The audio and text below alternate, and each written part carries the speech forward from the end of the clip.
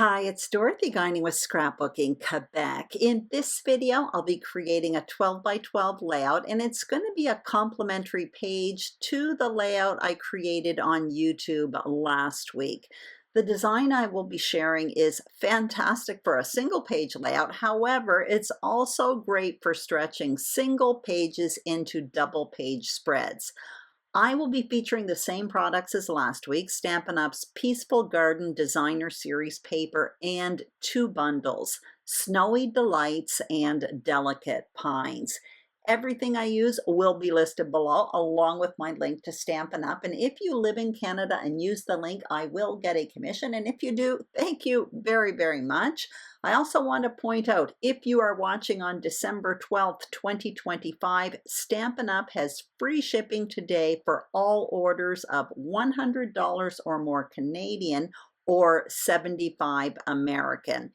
The first 4 minutes of this video are in real time, so the sound isn't that great. However, I wanted to share spontaneously my thought process when starting a complementary page. So let's get started.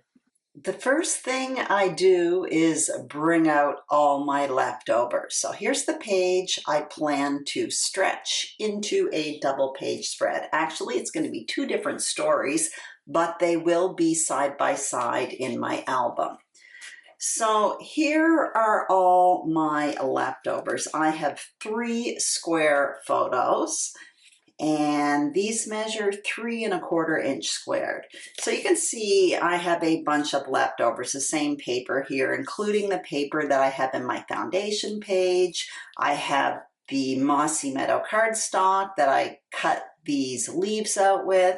So anyway, what I do is I pull out the same material, what I have left of it.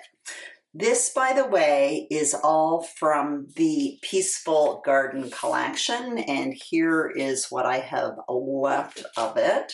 You can kind of see I have created 5 pages with it already. This is page 6. So in addition to the leftovers, I also bring out the embellishments and the same tools. So here you go. I have the Delicate Pines bundle. So this is stamps and dies. And I also have the Snowy Delights. This bundle has 3 pieces to it: stamps, dies, and masks. Those are stencils. All I end up using for this one are the dies, but I do use the stamps and dies for Delicate Pines. And of course, I have my little tray here with all of the leftover embellishments. So you can see I have a bunch of those pine branch snowflakes. I have some die cut leaves. I have some other snowflakes in this glimmer paper. So what I'm going to do is just kind of tidy this up, and then I'm going to come back and talk in real time about design. There are many different ways to create a complementary page and many different designs. What I'm going to be explaining is what I'm going to be doing for this page. First of all, you can see I've already prepared myself a frame style foundation page with 3 sheets of paper. It's identical to the one here. I also have 3 square photos.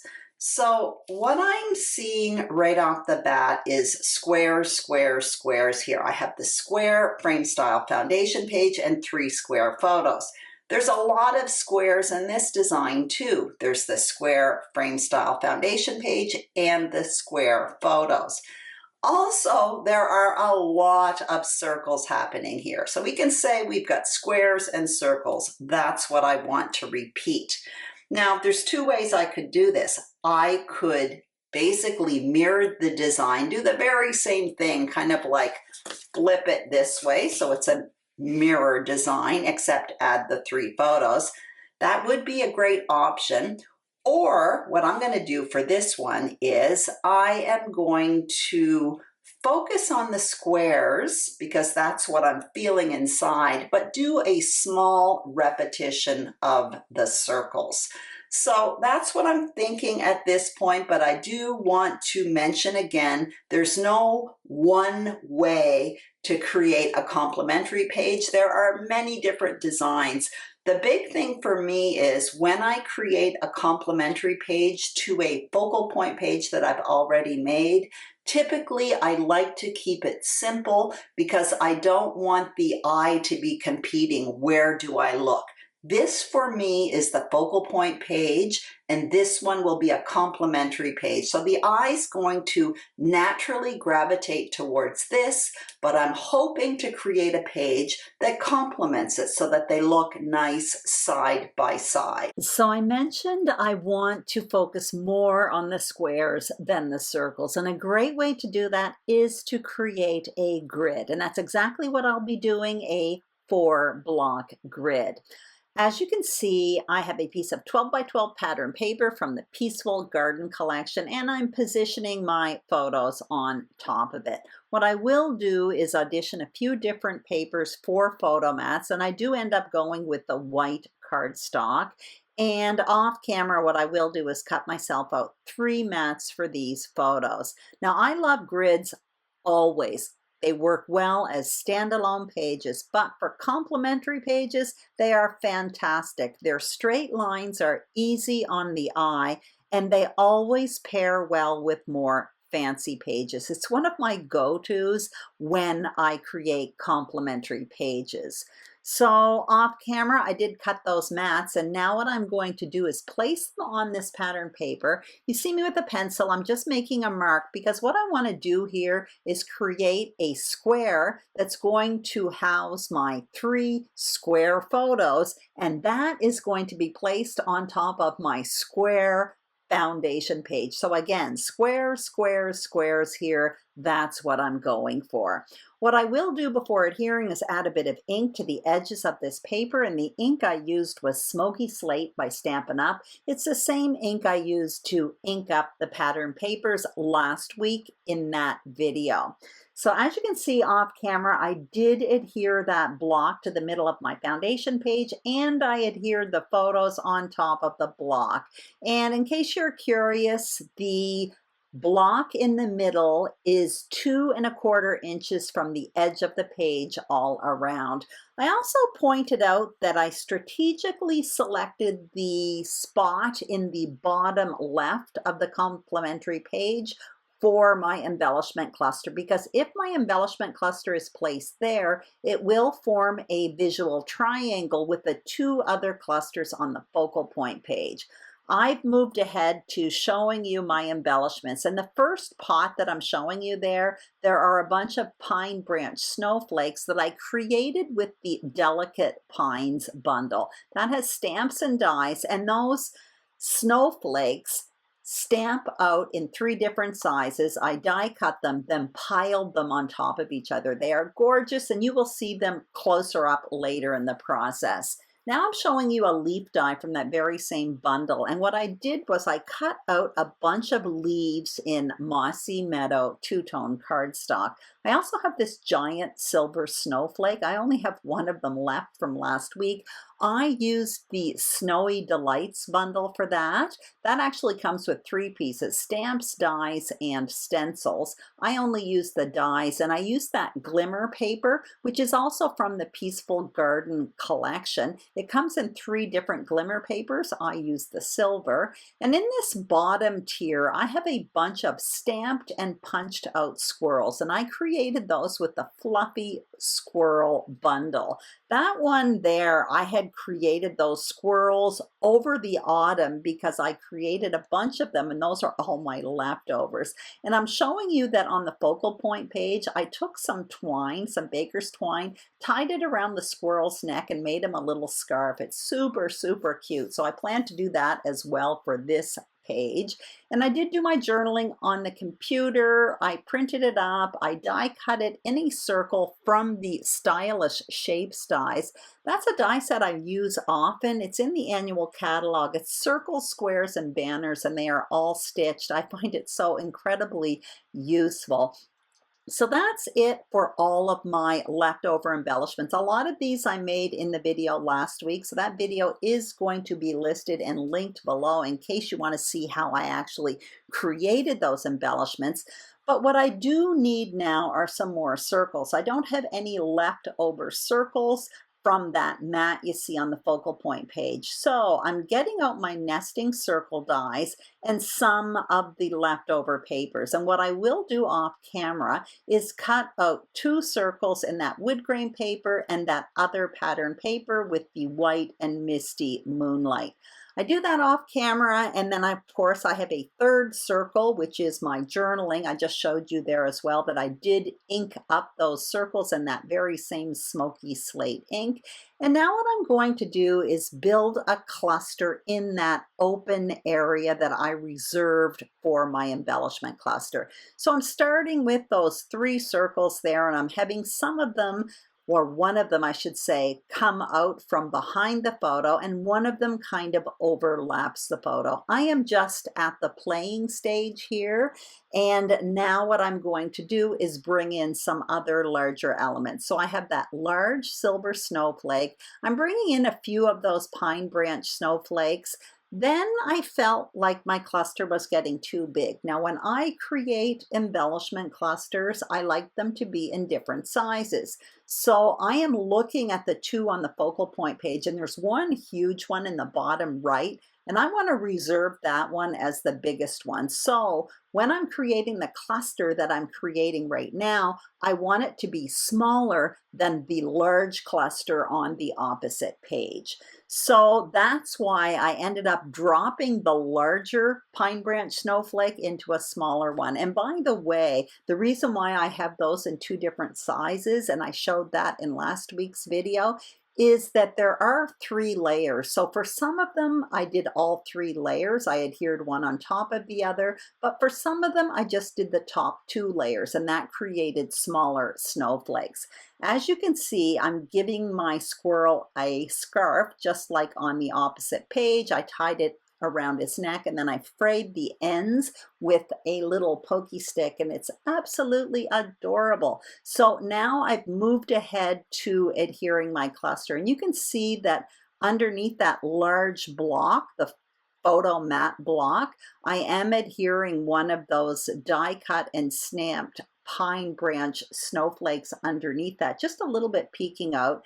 I'm also adhering those 3 circles with the journaling, and now I'm coming in with that snowflake. I added a little bit of liquid adhesive to that, and I'm putting the circles on top of it. So everything is kind of layering up, kind of overlapping each other. So I'm also bringing in my T-square here because I do have journaling on straight lines, and I want it to be adhered so that the lines are straight across the page. And now I'm coming in with a little snowflake here. So I'm just kind of giving you a play-by-play. I do wait until the very end to tuck in those leaves because it's almost like a finishing touch. I'm also tucking in the squirrel, and I'm being very conscious not to adhere the squirrel directly across from the squirrel on the opposite page. I either want the squirrel to be a little bit higher up or a little bit below, and in the end I do it a little bit below where the squirrel is on the opposite page. At this point, you may notice I am adhering a scrap circle behind that wood grain circle. What I was noticing when I was adding my layers of embellishments, that wood grain circle, which is paperweight, was looking a little bit bumpy, and I didn't like that. That happens sometimes, and what I like to do is back ephemera pieces, or in this case a circle, with scrap cardstock. It just makes it a little bit more solid, and that bumpiness kind of goes away. Typically the first layer in an embellishment cluster, it's not necessary, but if it's a second or third layer and there's a lot of stuff underneath it, that can happen. Now I'm coming in with a little bit of liquid adhesive, adding it behind the leaves, just securing them in place. And then what I will do is place these 2 pages side by side. Now I like it, but I'm finding my complementary page a little bit bottom heavy. So I'm thinking maybe I could just add something small in the kitty corner. So I'm coming in with some of those pine branch snowflake die cuts, tucking a few in. And it's at this point I actually get out another stamp set. It's called Snow Day. You'll see it in a moment. And it's one of those title stamp sets from Stampin' Up. They've been coming out with them for about 1.5 years now. They basically have large sentiments and they're fantastic for scrapbooking titles, and I absolutely love them. Now, normally when I create a complimentary page, I don't always put a title on the complimentary page because often it's a single page that I'm stretching into a double page spread.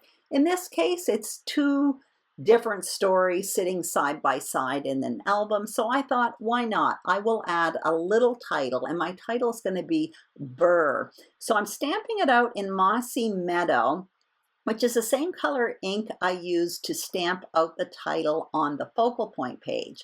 Now what I'm going to do is cut it out with the very same circle that I used on the focal point page, which is that circle from the Stylish Shapes die. So there's a little stitching around it. Also off camera, I cut myself a mat in Mossy Meadow. So basically I'm copying what I did on the focal point page for the title. Also in the title on the focal point page, I stamped a little snowflake, and I used a stamp from the Delicate Pines stamp set, a little tiny snowflake, and I'm doing the very same thing. I stamp it out a few times on that circle, and now I'm adhering it to its mat. So what I'm going to do right now is add a subtle cluster in the top right corner of this complimentary page. So what you will see me do is tuck this title basically right behind the photo there. So behind the photo and the white mat, and I tuck that stamped and die cut snowflake behind it. I'm not going to add anything more than that.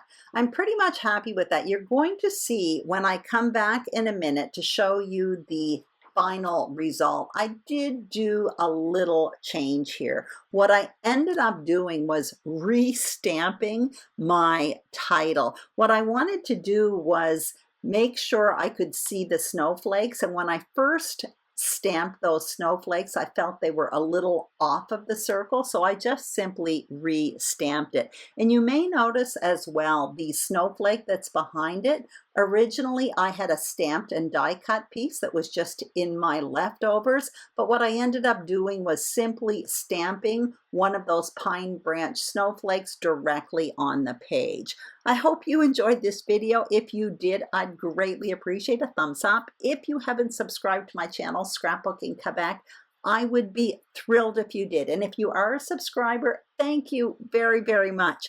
As I mentioned in the intro, everything I used is listed below along with my link to Stampin' Up. If you live in Canada and use the link, I will get a commission. And please know I appreciate your support very, very much. Have a great day, and I will see you soon on YouTube. Bye-bye.